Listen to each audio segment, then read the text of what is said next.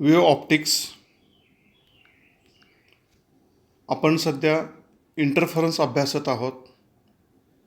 आजच्या लेक्चरचं आर्टिकल आहे स्टेडी इंटरफरन्स म्हणजे काय आणि स्टेडी इंटरफरन्स मिळवण्यासाठीच्या conditions.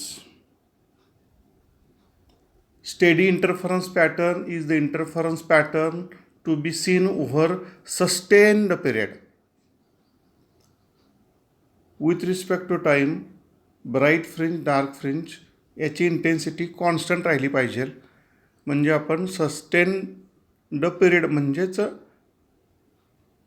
For maximum time we can observe bright dark fringes with constant intensity.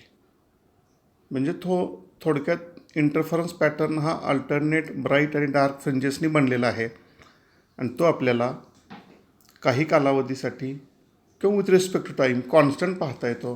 त्याला म्हणायचं स्टेडी इंटरफरन्स पॅटर्न. याच्या कंडिशन्स कोणकोणते आहेत बघा. Two sources of light should be coherent. प्रत्येकाचा अर्थ काय तो आपण नंतर बघू, अगोदर यादी करूयात.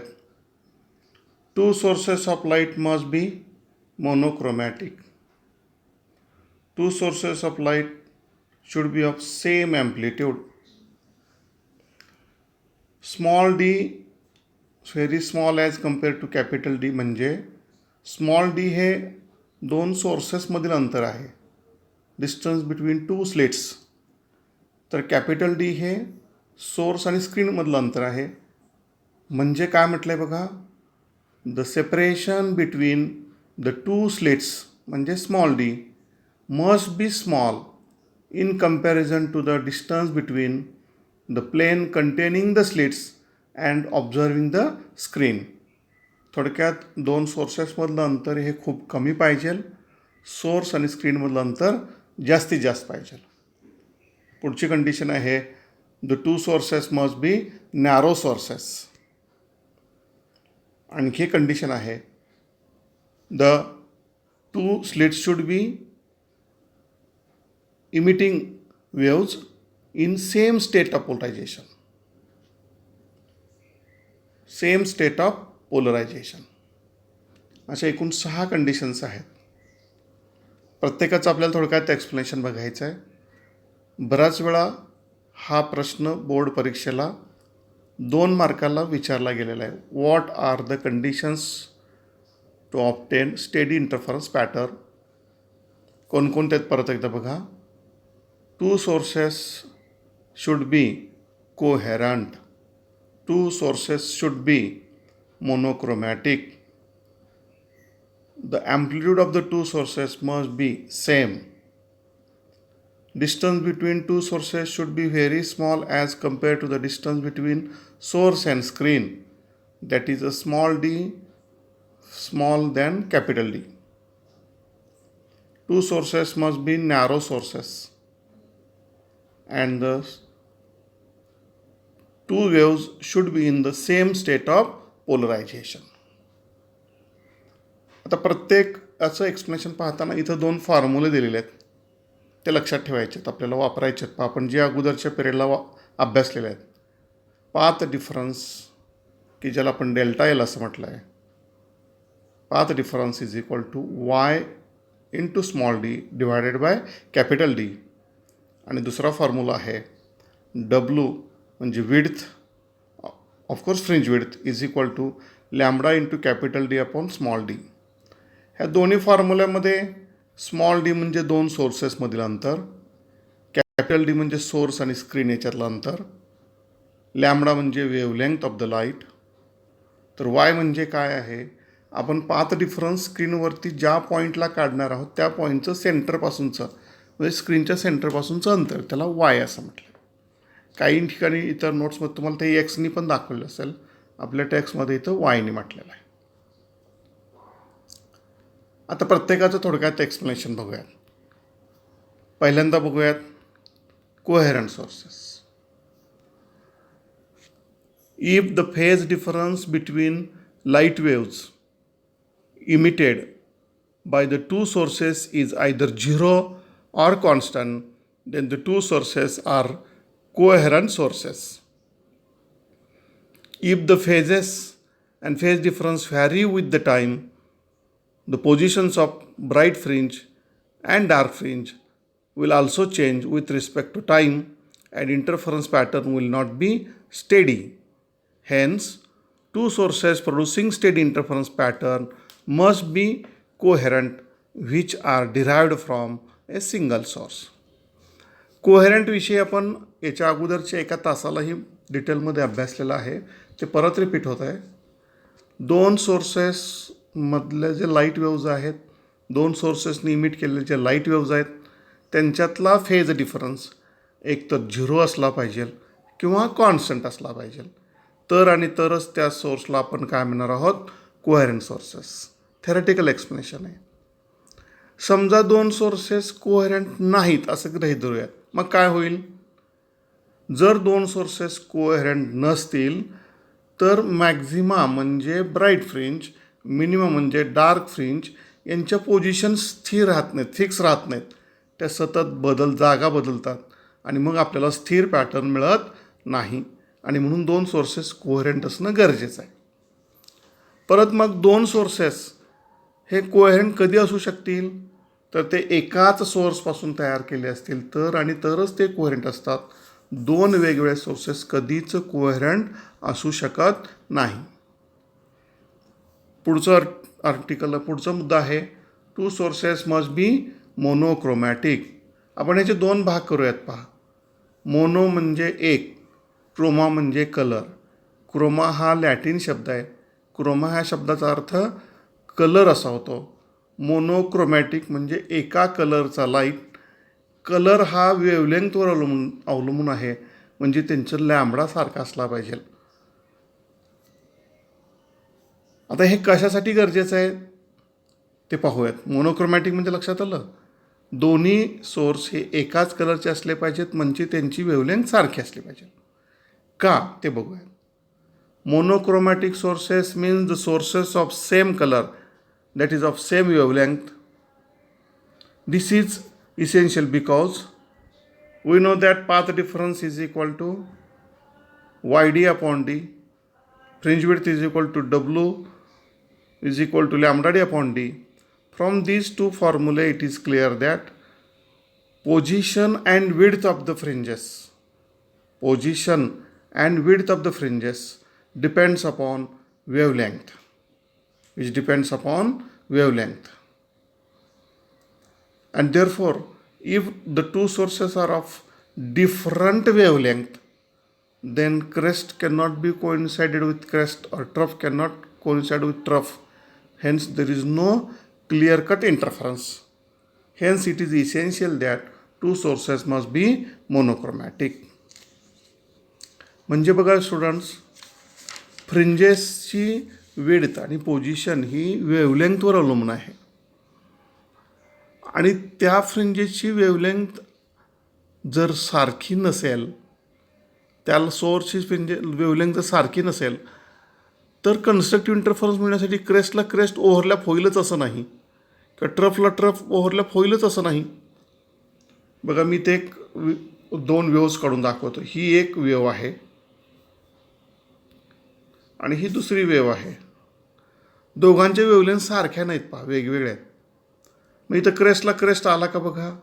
नाही. ट्रफला ट्रफ आला का? नाही. म्हणजे कन्स्ट्रक्टिव्ह इंटरफरन्स प्रॉपर होत नाही, डिस्ट्रक्टिव्ह इंटरफरन्स प्रॉपर होत नाही आहे, आणि म्हणून दोन सोर्सेस हे मोनोक्रोमॅटिक असले पाहिजेत. तिसरी कंडिशन आहे, बघूयात. Same amplitude. आता ॲम्प्लिट्यूडचं रिलेशन इंटेन्सिटीशी आहे, ते आपण अभ्यासलं आहे. सेम ॲम्प्लिट्यूड म्हणजे two sources must be equally bright. Intensity is directly proportional to the square of the amplitude. आणि म्हणून दोन्ही सोर्सेस हे इक्वल ॲम्प्लिट्यूडचे म्हणजे इक्वल इंटेन्सिटीचे असले पाहिजेत. का? तर याचं उत्तर असं आहे पहा. Only if the amplitudes are equal the intensity of dark fringes is seen 0 and the contrast between bright and dark fringes will be maximum. आपण असं अभ्यासलेलं आहे पहा, रिझल्टंट ॲम्प्लिट्यूड ए बरोबर A1 plus A2 for constructive interference आणि destructive interference घेतला तर A dash is equal to A1 minus A2. जर A1 is equal to A2 असेल तर आणि तरच A डॅश हा 0 असेल. A डॅश म्हणजे डार्क बँडचा ॲम्प्लिट्यूड, हे जर 0 असेल तर डार्क बँडची इंटेन्सिटी 0 असेल. ब्राईट आणि डार्क बँडमध्ये डार्क बँडची इंटेन्सिटी ही परफेक्टली 0 असेल तरच ब्राईट आणि डार्क बँडमधला फरक, त्यांच्यातला कॉन्ट्रास्ट क्लिअर कट असेल. कॉन्ट्रास्ट मराठीत आपण त्याला विरोधाभास म्हणतो. ब्राईट हा ब्राईट असला पाहिजे, डार्क हा डार्क असला पाहिजे. ब्राईट हा परफेक्टली ब्राईट, डार्क हा परफेक्टली डार्क असण्यासाठी दोघांचे ॲम्प्लिट्यूड सारखे पाहिजेत. म्हणजेच A1 is equal to A2, म्हणजेच I1 is equal to I2. दोघांच्या इंटेन्सिटी कशा पाहिजेत? सारख्या पाहिजेत. To obtain clear contrast between bright and dark fringes it is essential that the two sources must be having same amplitude. पुढची conditions बघूयात. Small d should be very small as compare to capital D. हे fringe width ह्या फॉर्म्युल्यात याचं उत्तर आहे बघा. आपल्याला फ्रिंज विड्थ ही सिग्निफिकंटली मोठी पाहिजे. त्यासाठी या फॉर्म्युल्यावरून लक्षात येतं की W directly proportional to capital D, W inversely proportional to small d. म्हणजे कॅपिटल डी जेवढा मोठा तेवढी विड्थ मोठी, स्मॉल डी जेवढा लहान तेवढा विड्थ मोठी. म्हणजे आपल्याला विड्थ मोठी पाहिजे, जास्त पाहिजे. म्हणजे त्यासाठी आवश्यक काय? D should be very very small as compare to capital D. म्हणजे हा फॉर्म्युला क्लिअरली काय सांगतोय? To obtain fringes of sufficiently large width, the distance between two slits that is small D must be very small than the distance between sources and screen that is capital D. हा formula हाच त्याचं explanation आहे. पुढचा प्रश्न आहे पहा. Two sources must be narrow. पुढची condition आहे two sources must be narrow source. Student, नॅरोच्या अपोजिट ब्रॉड आहे पहा. आपण स्लिट घेऊयात. ही नॅरो स्लिट आहे, तर ही दुसरी ब्रॉड स्लिट आहे. आपण नॅरोच्या ऐवजी जर ब्रॉड स्लिट वापरली तर काय फरक होते बघा. If the slits are broad, the distances from different points along the slit to a given point on the screen are significantly different, and therefore the waves coming through the same slit will interfere among themselves, causing blurring of the interference pattern. म्हणजे slit narrow असताना आणि slit broad असताना फरक काय?